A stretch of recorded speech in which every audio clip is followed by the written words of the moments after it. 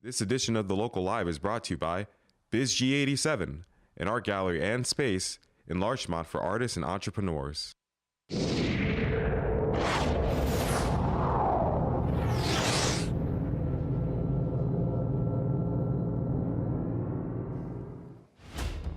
Tonight on The Local Live, Mamaroneck Village residents speak up on Sport Time's future. Learn about the upcoming Hidden Masters Senior Artist Exhibit. Don't miss the Spotlight segment, the 8th Annual Sound Shore St. Patrick's Day Parade. And on tonight's Roundtable, we talk to the Mamaroneck-Larchmont Student Aid Fund.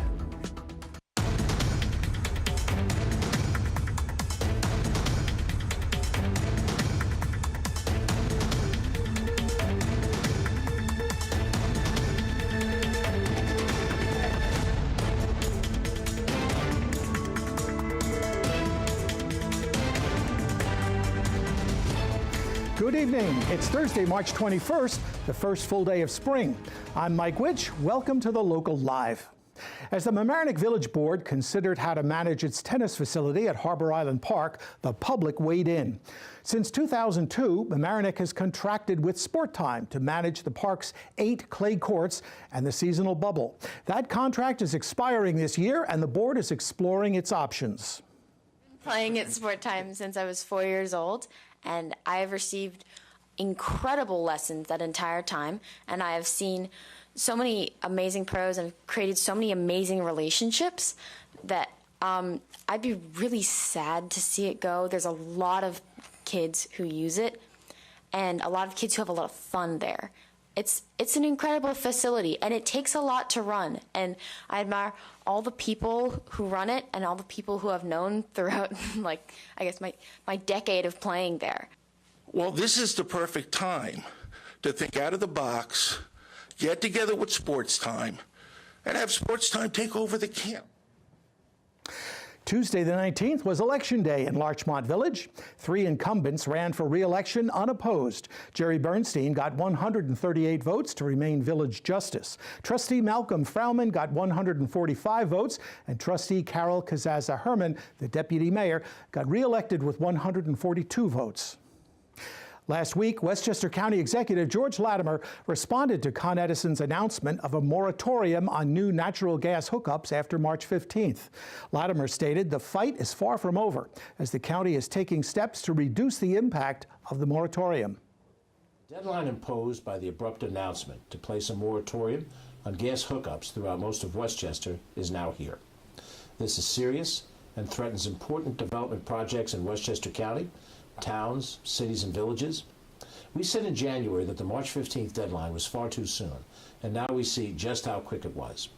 We asked for an extension, which we did not get, but we are still continuing to work to protect the residents of this county and protect the development, which is so vital for all of us. We have an obligation as the county government to respond to this and to continue to fight. We are still working with the municipalities that are impacted by this moratorium. We are keeping them informed and helping them get the resources they need to manage the projects that are at risk. The Local Live will be following this story. NPR is Mamaroneck High School's very own podcast. One way MHS's 5-year-old journalism program is expanding, developing the art of storytelling through sound, paying homage to the radio. It was traditionally like a journalism 101 curriculum, and we had the kids report in print for the most part. But through a number of trips, to go to Pennsylvania before the election, we went to New Hampshire. All these trips we started to develop more with media. So we started to look past writing and past, of course, using the writing. But what we started to find was that the kids wanted to be a little bit more multimedia, learn more skills, understand a little bit more about technology and reporting. And what we realized is we want the course to be more about being a 21st century journalist. So that's when we built this studio that we're in now. And that's when we started to consider the idea that radio is actually reinventing itself so quickly. Let's try something really innovative. And so now the kids, we dedicate the entire course to teaching them how to do sound reporting and how to report for the radio itself. Universities have always thought about multifaceted approaches when it comes to journalism. What we want to do here is try and get kids to build portfolios earlier, because they know that they'll be applying to purchase, to CUNY Journalism School, to Columbia maybe. So our point is, why not give them a leg up so that they build that portfolio earlier? They should be learning these skills in high school before they get to college, and then they can build on their skills even more so when they get there. What we decided was we started just making a few podcasts, to be honest, in the studio, me and a colleague, and we talked about education, and then we realized we needed a place where we can bank a lot of our stories. So we thought about it, and we realized NPR would be cool because it is Mamaroneck Public Radio, and also people kind of have in their head NPR all the time too. But we figured that this would be a place, and we're working toward building something where the kids will be able to report on what is happening in their community. Because there is such a hole and a gap right now with local news across the board, across our country. So it would be really interesting if the kids, we want them in some way civically to give back to their community. And that's kind of where this whole concept of NPR started. But now it's getting into maybe another phase, and we're going to start growing it as the course continues to grow. I think they find it amazing because it's so different. So even now, when I have second semester seniors, they come to my class and it's so different. I mean, we spent the day today talking about ambient sound effects. We talked about how that layers into a story. So it's not just about writing, which of course is there. It's more about being a storyteller and those skills that are associated with that. So it's a lot of fun. And what I find that kids, and once they get in, it's so different. The skills and the way in which we interpret what happens to people or what we want to talk about or the interview or the approach we want to give to the audience. This is so different because it's about the ear and it's about capturing people's attention. There's nothing like sitting and listening to something that really moves you. I think it's more intimate than even watching a film. And on tonight's roundtable, Sibylla Chipazua sits with two members of the Mamaroneck-Larchmont Student Aid Fund.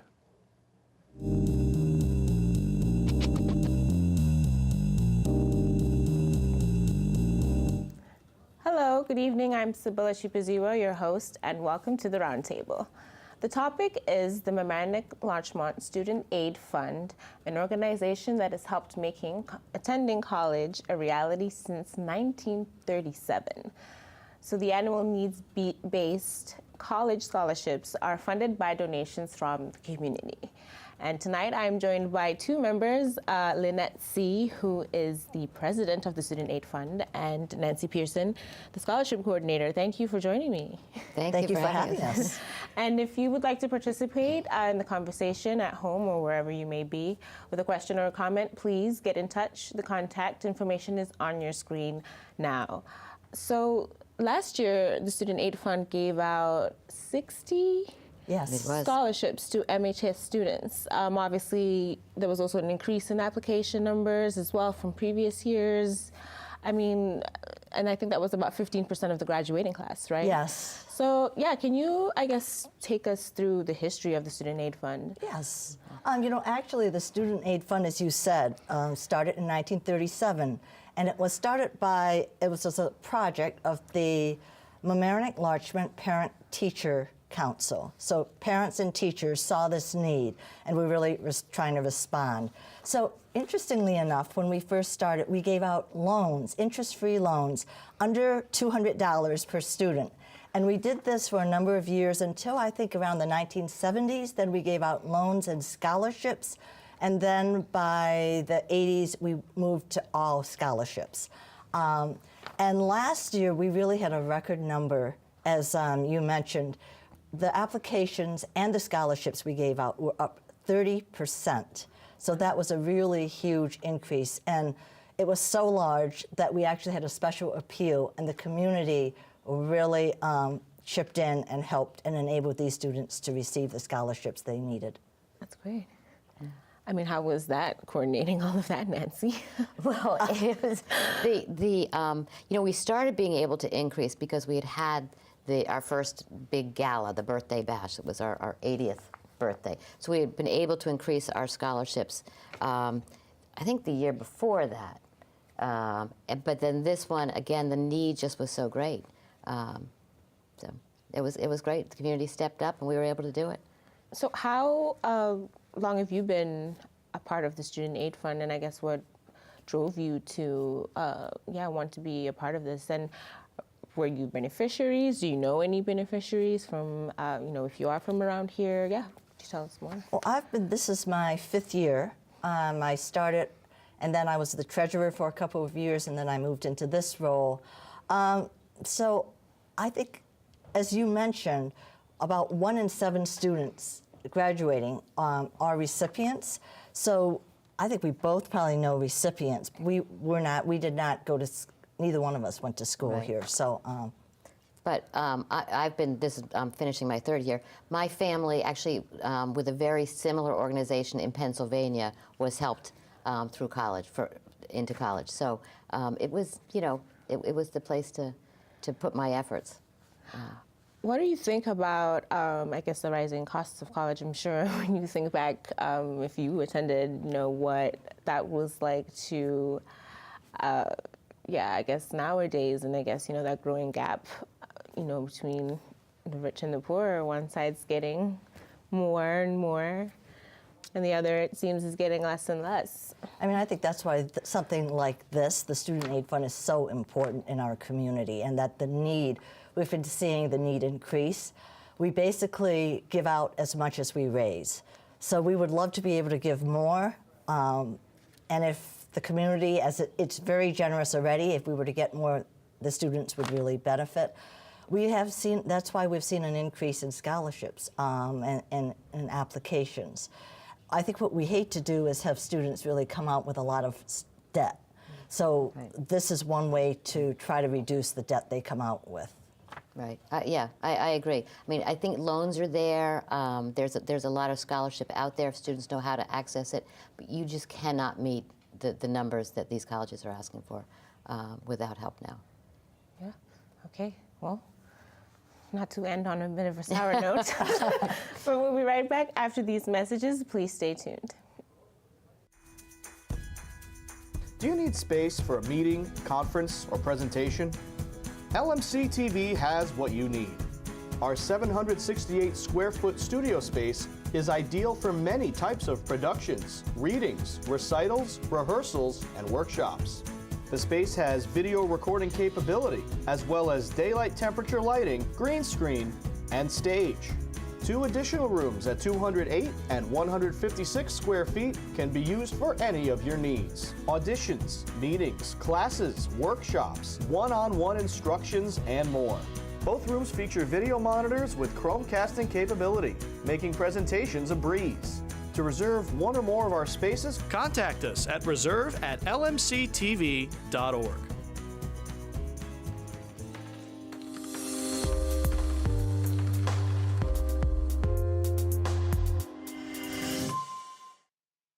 So there you are, shuffling through a stack of resumes, and you come to mine.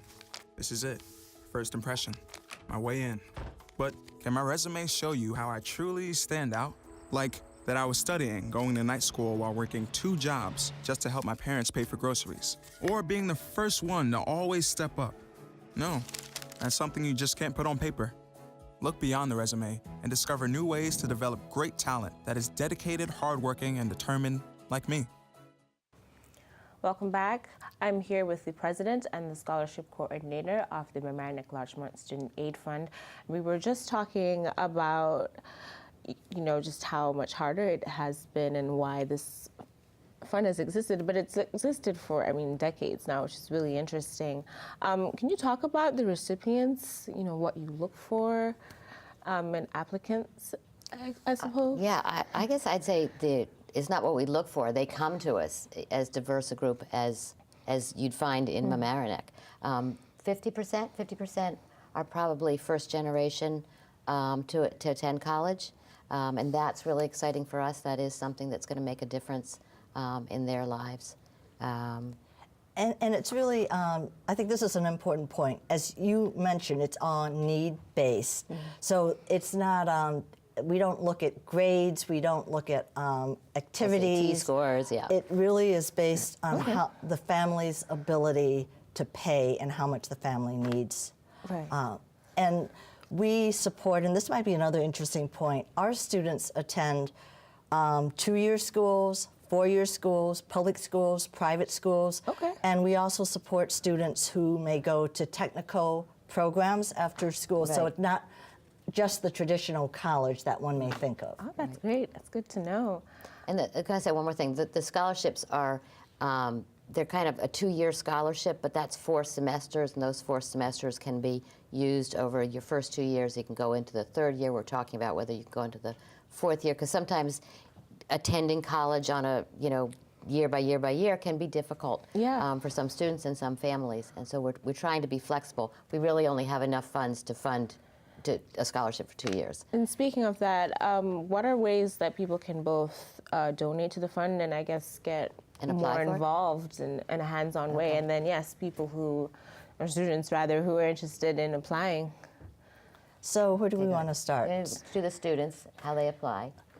Yeah, start with the kids first. So they apply through the financial aid office. There's applications in the guidance counselor office. They can also apply on the website. The deadline is this year. It's usually the last school day in March. So this year it is Friday, March 29th.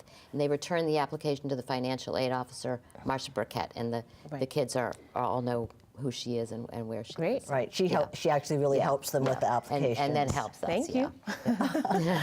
And so in terms of raising funds, just generally we have one major fundraiser, which is actually a mailing and an emailing in the fall. And that's when we get most of our donations. And in terms of getting involved, we are an all-volunteer organization. And so right now we have a 21-member board of volunteers. And we try to get a really diverse group of people representing the 4 different elementary school districts, people with different age children, different skills, different backgrounds. Okay.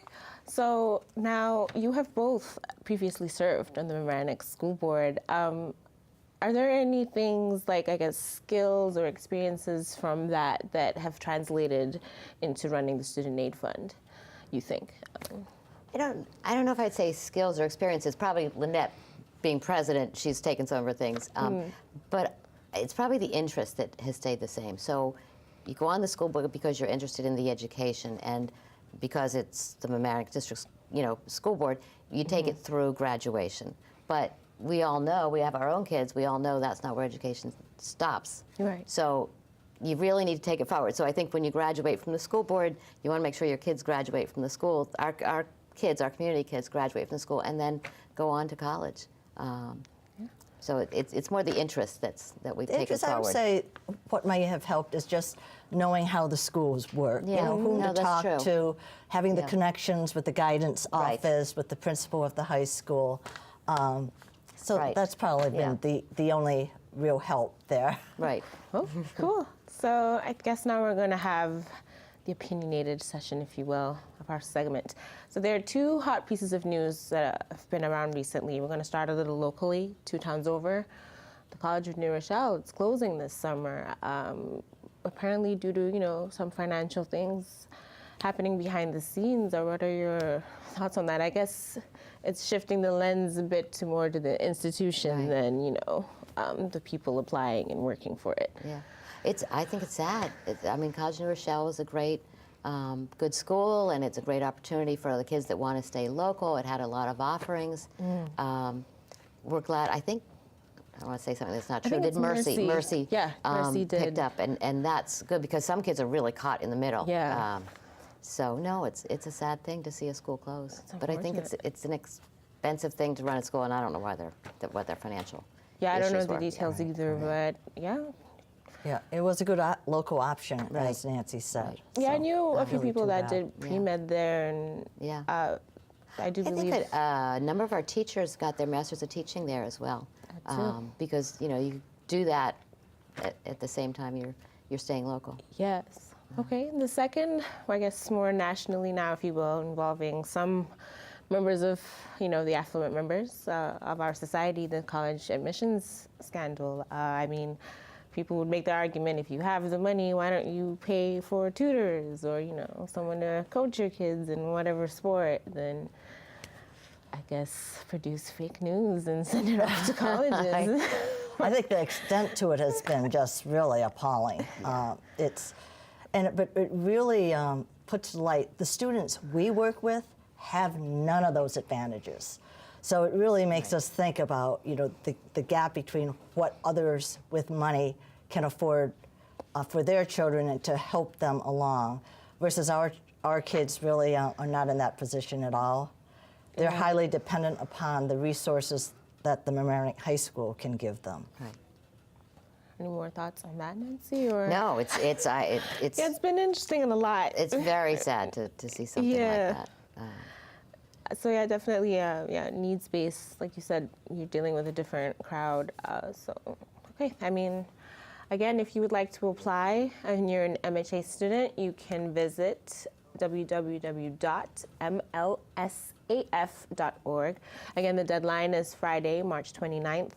And you can also visit the financial aid office, as they mentioned as well. So I'd like to thank you again, ladies, Nancy and Lynette, for joining me. And I'm happy that I myself just got to learn about it, because I do remember just working the news beat and at a local paper, hearing about some of your fundings, especially your 80th. I remember coming across that. So thank you. I'm Good.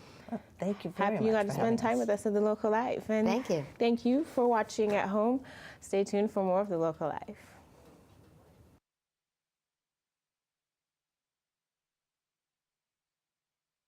From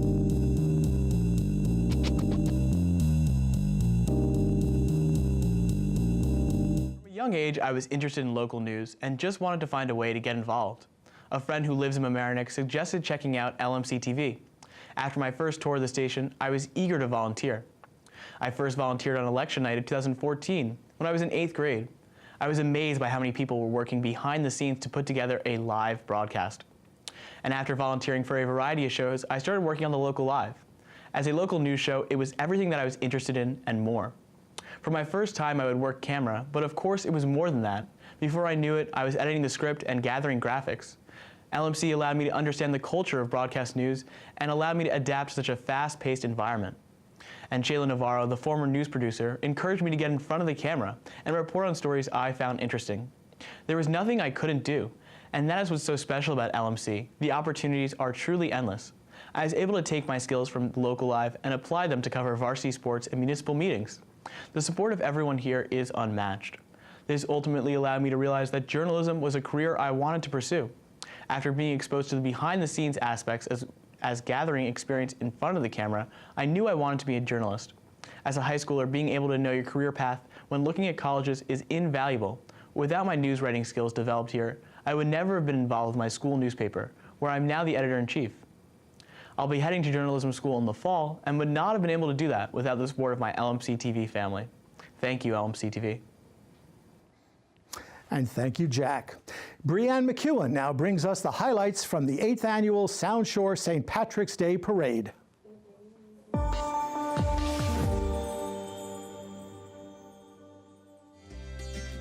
We are in Mamaroneck, and there's no better way to celebrate Irish heritage than by joining the 8th Annual Sound Shore St. Patrick's Day Parade here on Mamaroneck Avenue.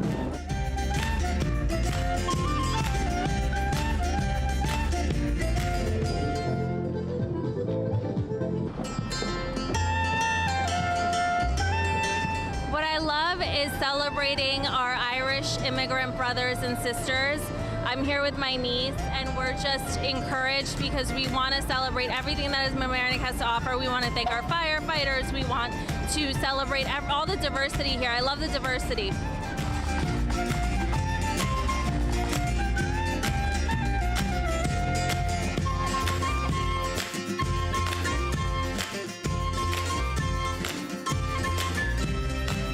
Do you come as a family every year, or is this your first time? This is our first time here. We just moved into the area, and it couldn't be any better.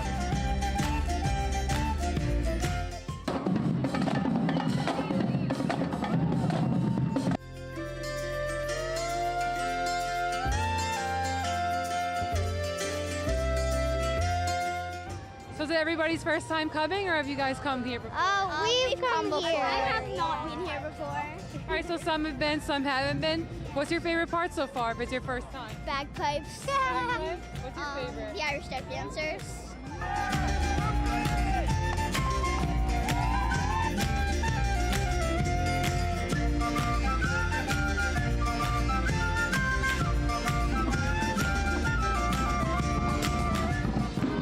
Despite the cold weather, it was another successful year for the Sound Shore St. Patrick's Day Parade. For the Local Live, I'm Breanne McEwen.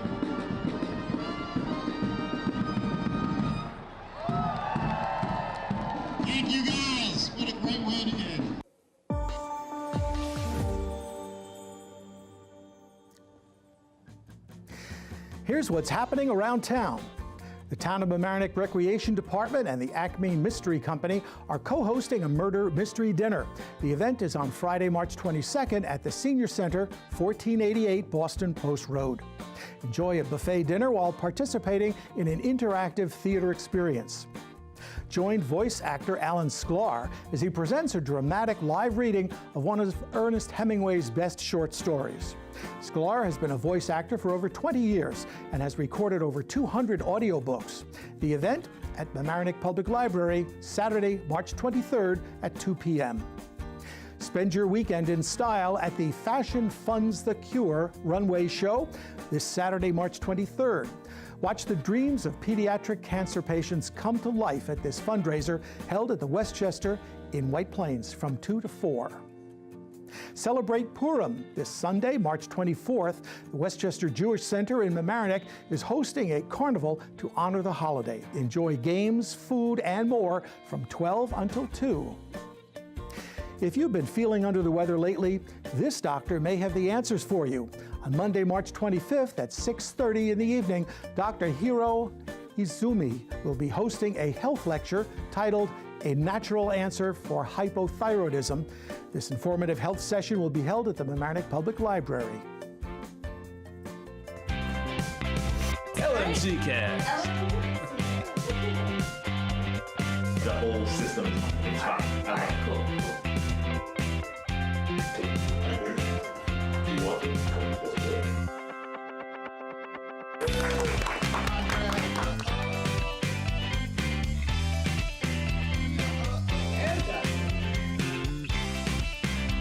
I definitely would recommend doing podcasts if you are someone that likes to get something off the chest, or you want to just talk about anything in the world that just might interest you. Podcast here at LMC TV is amazing. I hope you're listening out there.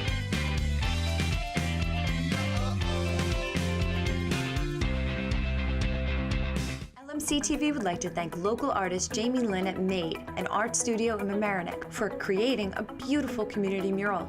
Place your piece in this mural by contributing to LMC TV, the community connection that brings you local board meetings, varsity sports, and your local news. Please contribute to this community mural by going to our website and clicking on Donate. Each contributor will be listed next to the mural when it is complete. We value your appreciation of what we do.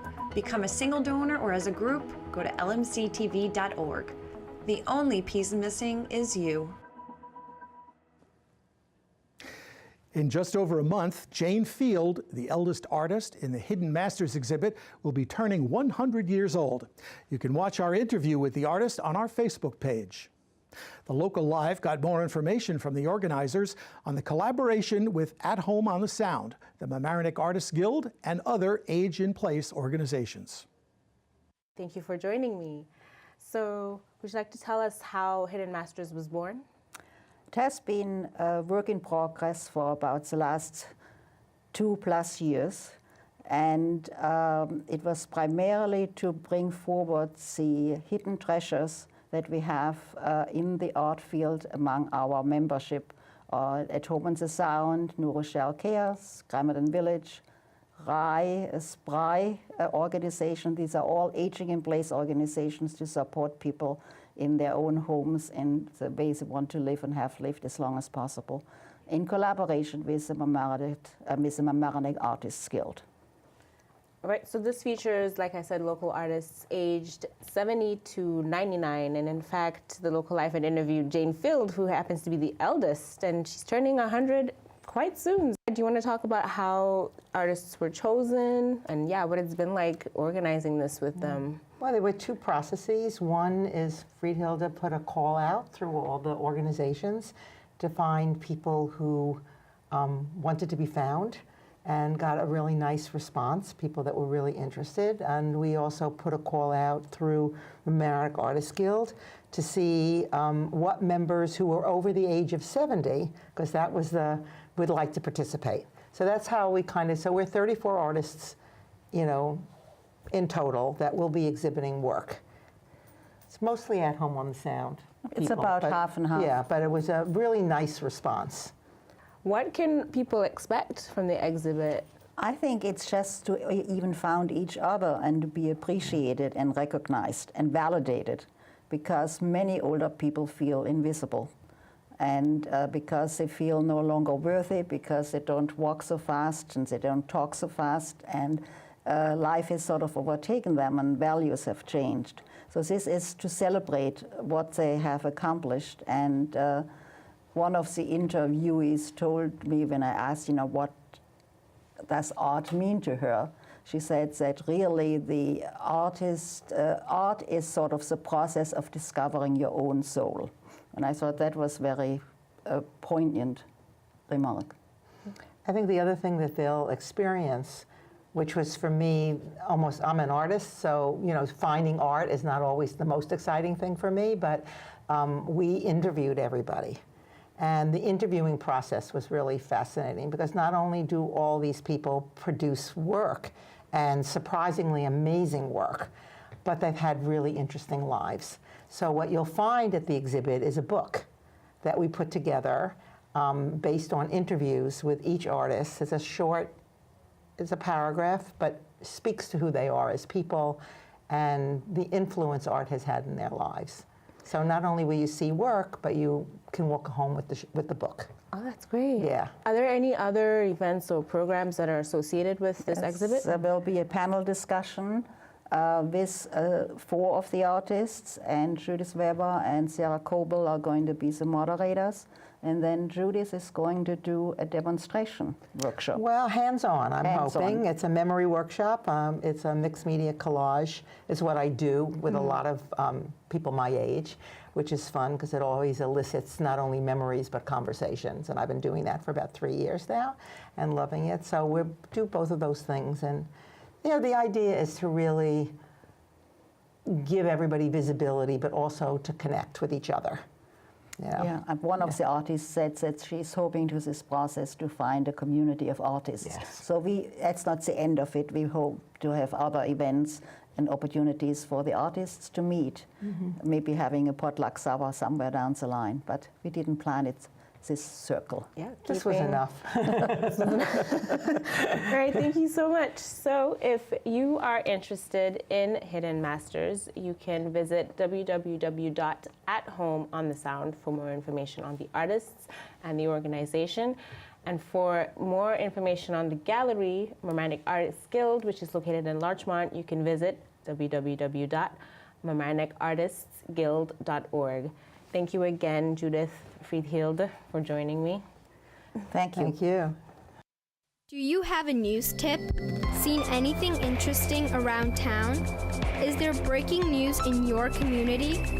Send your videos, comments, pictures, and tips to the Local Live, your news source of Larchmont and Mamaroneck. Remember, if you missed Thursday's live broadcast, you can watch replays of the Local Live twice a day on this channel and find story clips on our YouTube channel. Also, be sure to follow us on Facebook to stay up to date on things you may have missed. Thanks for watching the Local Live. I'm Mike Witch. Have a good night, and we'll see you next week.